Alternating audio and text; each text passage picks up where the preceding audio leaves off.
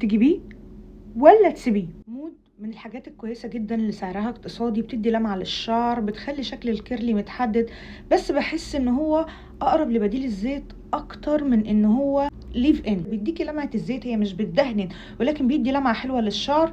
ترطيبه مقبول وريحته برضو مقبوله، ما اقدرش اقول ان هما الواو قوي، ولكن هو على سعره وكميته فهو حلو جدا وهيمشي مع ناس كتير، لكن مش اكتر حاجه انا حبيتها بصراحه. بس هو حلو حلو جدا على فكره.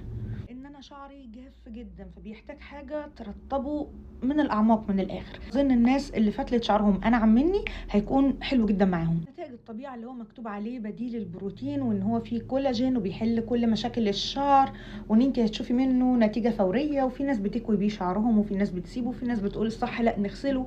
انا عموما جربته بكل الطرق. بصوا يا جماعه، هو عايز شعر مثلا افريقي علشان خاطر بيلزق وزيوت وتلزيق من غير ترطيب. يعني انا بصراحه ما فهمتش الشيء ده ايه.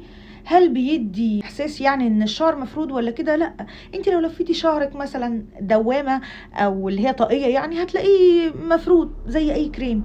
لو سايبه شعرك زي عادي كده بطبيعته هتلاقيه لولو، لان هو طبيعته كيرلي ولكنه ملزق وتسليكه صعب بصراحه. يعني مش من الحاجات اللي انا هكررها.